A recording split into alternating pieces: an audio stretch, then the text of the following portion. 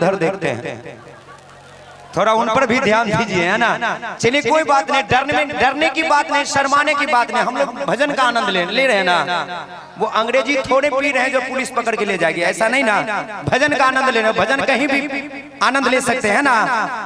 कहते कि संगीत का जाम और माता के भक्ति का जाम एक ऐसा प्रसाद है जिसे हम पूरे परिवार के साथ पी सकते हैं, इसे कोई पकड़ नहीं सकता। पकड़ सकता है नहीं ना, लेकिन अंग्रेजी पीजिएगा ना तो पुलिस पकड़ के ले जाएगी। लेकिन एक बात समझ में नहीं आती है भाई साहब, कहते कि रास्ते अगर बंद है तो आता किधर से है।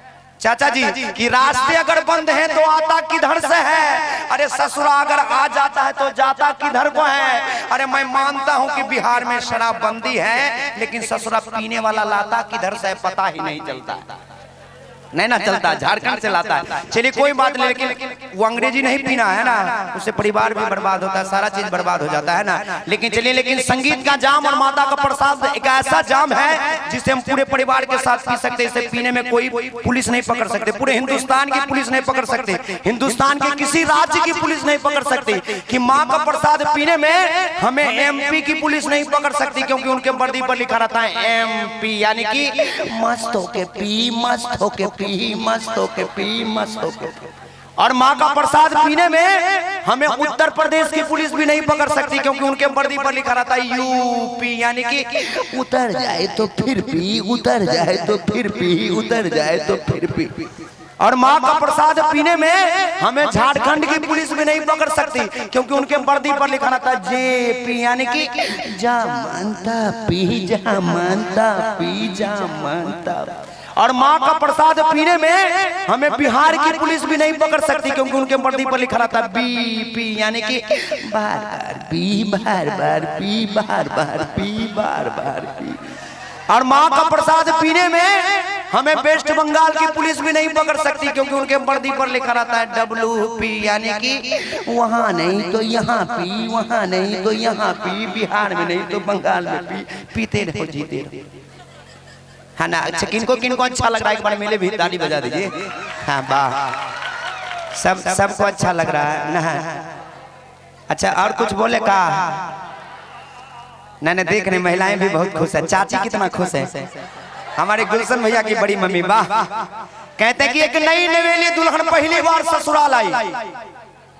ये सिर्फ आंटी जी के लिए कि एक नई नवेली दुल्हन पहली बार ससुराल आई और अपने सासू माँ के लिए चावल और दाल बनाई।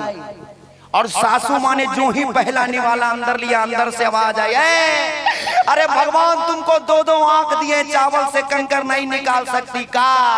भाई साहब, बहू जो थी ना आज के जमाने की 2021 की, तुरंत जवाब दे दे बुढ़िया, भगवान हमको दो आंख दिए, चावल से कंकर नहीं निकाल सकी। अरे तुमको तो भगवान 32 को दांत दिए, 2 को कंकर नहीं खा सकती का।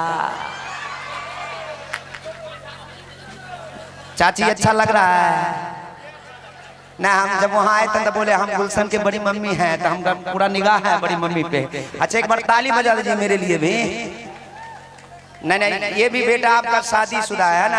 अब मांग भरने की सजा मैं आज तक पा रहा हूँ, कि मांग भरने की सजा आज तक पा रहा हूँ, और बीवी की मांगे पूरी करते करते करते करते करते करते देख लीजिए बाजा बजा के खा रहा है ना। क्योंकि ये शादी नहीं भैया है। साउंड वाले भैया का नाम है, थोड़ा सा रिपीट कम कर दीजिए, थोड़ा सा साइड में आ जाइए इधर। आपकी शादी हो गई है? ना, करना भी नहीं है, क्योंकि ये शादी नहीं आसा, बस इतना समझ लीजिए, ये शादी नहीं आसा, बस इतना समझ लीजिए। अरे सल्फक्स की गोली है, बस चूस कर मजा लीजिए। क्योंकि मैं देख रहा, देखिए चाचा भी हंस रहे, ऐसा लगता है कि घर में इनका भी हालत ठीक नहीं है।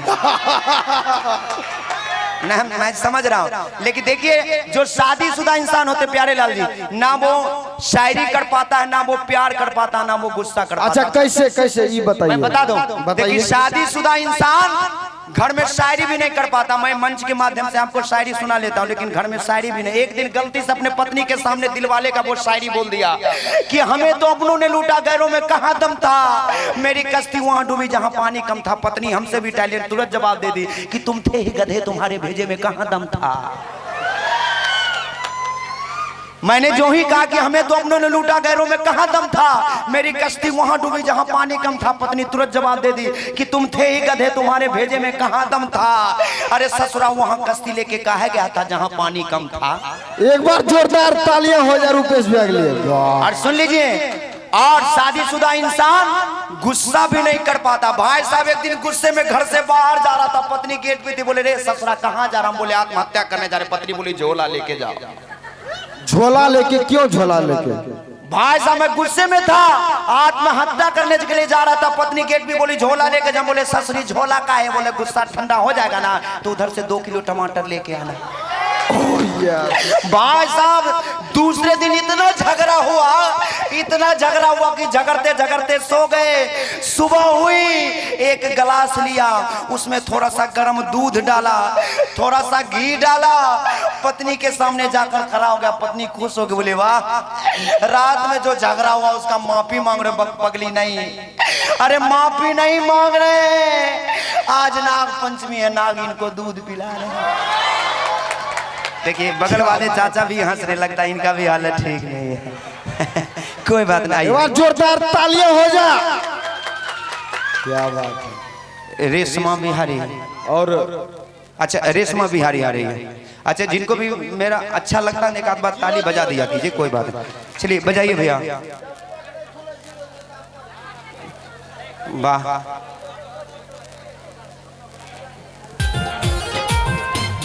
आई।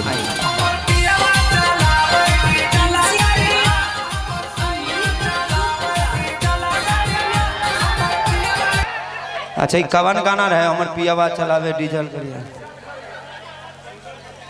गाएंगे